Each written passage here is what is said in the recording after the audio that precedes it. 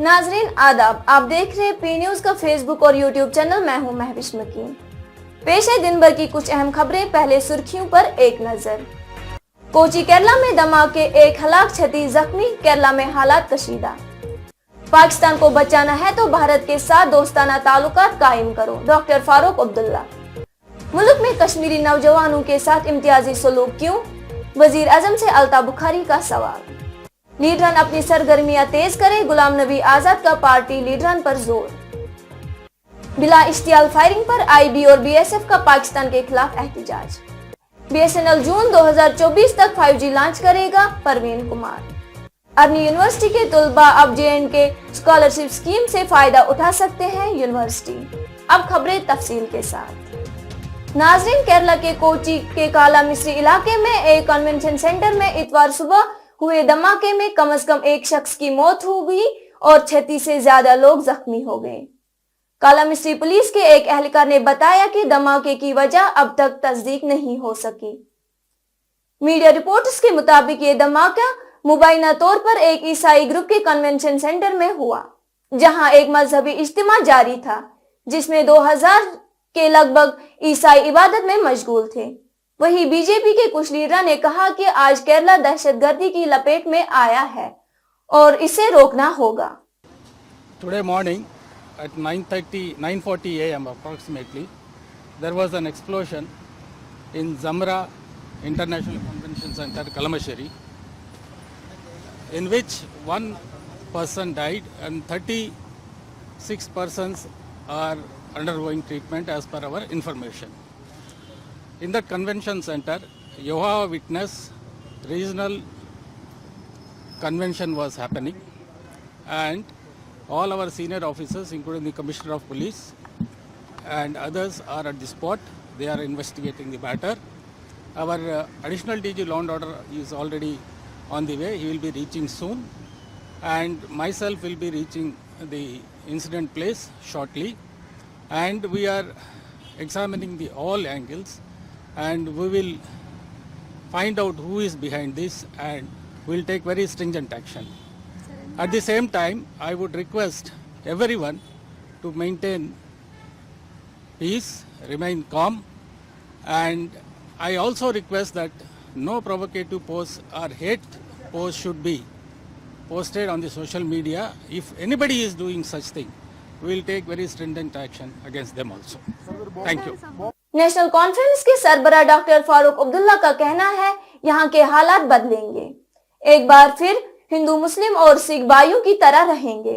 ताल्लुकात बेहतर होंगे। अगर पाकिस्तान को अपने मुल्क को बचाना है तो उन्हें भारत के साथ दोस्ताना ताल्लुकात कायम रखने होंगे और भारत के लीडरों को ये समझना होगा कि अगर भारत भी तरक्की करना चाहता है तो उसे पाकिस्तान के साथ अच्छे ताल्लुकात रखने होंगे। मेरे वालिद जबकि कश्मीर 80% मुसलमान थे, उस वक्त जब वो पार्टीशन हुआ, उस वक्त ये फैसला किया गया कि जो मुसलमान जहां अक्सरियत है वो पाकिस्तान को जारी चाहिए। और उस वक्त वहां से नारा लग रहा था, नारा तकबीर, अल्लाह अकबर, और यहां से मेरे वालिद खड़े हो गए, कहा मैं ये दो नेशन मजदूरी नहीं मानता। हमारे हिंदू भाई कहां जाएंगे? हमारे सिख और ईसाई भाई कहां जाएंगे? हमारी ये बहनें कहां जाएंगी अगर हमने इसको कबूल किया? ये लोग भूल गए। उस वक्त जबकि सब कुछ उधर है, हमारे दरिया का पानी उधर जा रहा है, हमारी सड़कें उस तरफ थी, उस वक्त मर्द मुजाहिद निकला, नहीं, हमारा रास्ता गांधी का रास्ता है, नेहरू का रास्ता है, जहां हम सब इकट्ठे रहेंगे। हाँ, आज इसमें जरूर फर्क आ गया। आज मुझे खुद बच्चे कहते हैं कश्मीर में कि तुम्हारे बाप ने गलत फैसला किया, हमें वहां जाना चाहिए था। मैं तो कहता हूं तुम छोटी नजर से सोचते हो। ये वक्त आ गया है, मगर ये वक्त बदलेगा। यहां फिर से लोग जिएंगे, हिंदू, मुसलमान, सिख भाई भाई की तरह रहेंगे और रिश्ता बेहतर होगा। हवा है, मगर इसका मुकाबला करना ज़रूरी है, नफरतों का मुकाबला करना है, उसके बगैर नहीं बनेगा।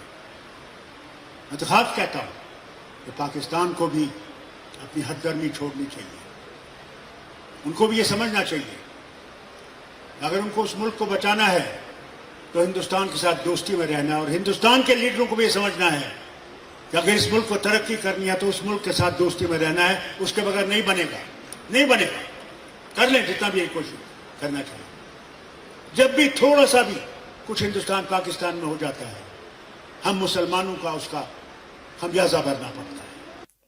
अपनी पार्टी के सरबराह अल्ताफ बुखारी ने मुल्क की दूसरी रियासतों में कश्मीरी नौजवानों के साथ इम्तियाजी सलूक पर वजीर आजम और अमित शाह से सवाल किया कि कब तक कश्मीरी नौजवानों के साथ ऐसा चलता रहेगा।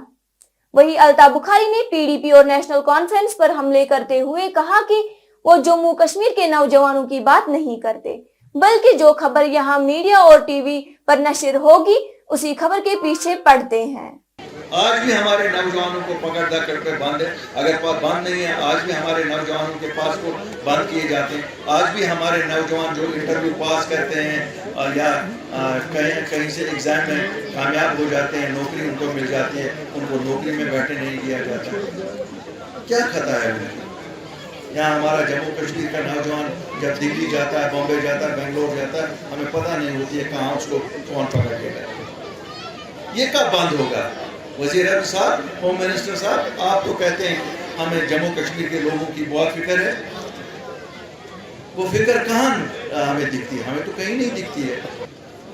कब तक ये कन्फ्रंटेशन का दौर चलेगा?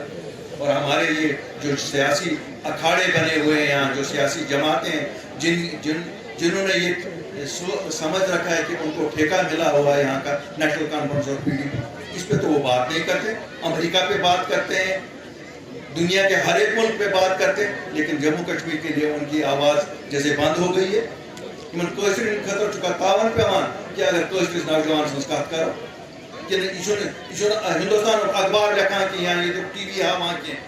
चेयरमैन डीपीएपी गुलाम नबी आजाद ने पार्टी वर्करों पर जोर दिया कि वो अपनी सरगर्मियां तेज करें और निचली सतह पर अवामी रसाई के एक हिस्से के तौर पर आम लोगों तक पहुंचे।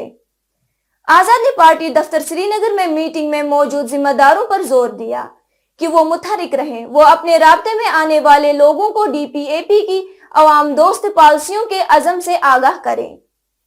बीएसएफ ने पाक भारत सरहद के साथ अरीना सेक्टर में एक फॉरवर्ड पोस्ट पर बिला इश्तियाल फायरिंग पर पाकिस्तान रेंजर्स के खिलाफ एहतिजाज दर्ज कराया, जिसमें बीएसएफ जवान और एक खातून जख्मी हो गए।